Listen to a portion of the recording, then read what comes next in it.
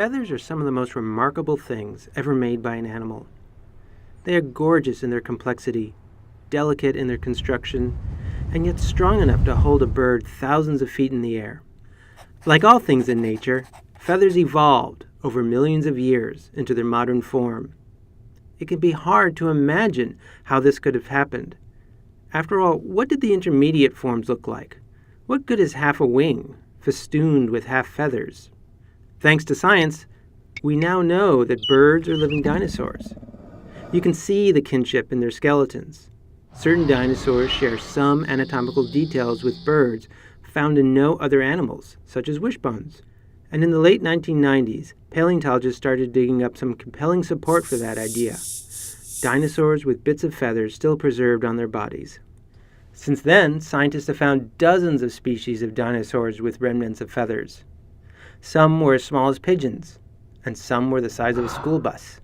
If you look at how they're related on a family tree, the evolution of feathers doesn't seem quite so impossible. The most distant feathered relatives of birds had straight feathers that looked like wires. Then these wires split apart, producing simple branches. In many dinosaur lineages, these simple feathers evolved into more intricate ones, including some that we see today on birds. At the same time, the feathers spread across the bodies of dinosaurs, turning from sparse patches of fuzz into dense plumage, which even extended down to their legs. A few fossils even preserve some of the molecules that give feathers color. They reveal a beautiful range of colors: glossy dark plumage, reminiscent of crows, alternating stripes of black and white, or splashes of bright red.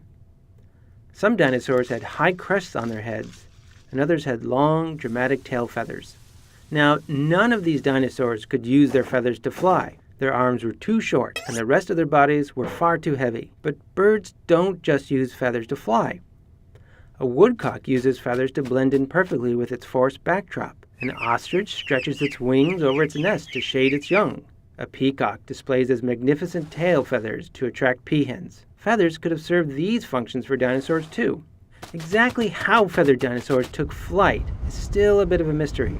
But if a small feathered dinosaur flapped its arms as it ran up an incline, its feathers would have provided extra lift to help it run faster. This accident of physics might have led to the evolution of longer dinosaur arms, which would let them run faster and even leap short distances through the air. Eventually, their arms stretched out into wings. Only then, perhaps 50 million years after the first wiry feathers evolved, did feathers lift those dinosaurs into the sky.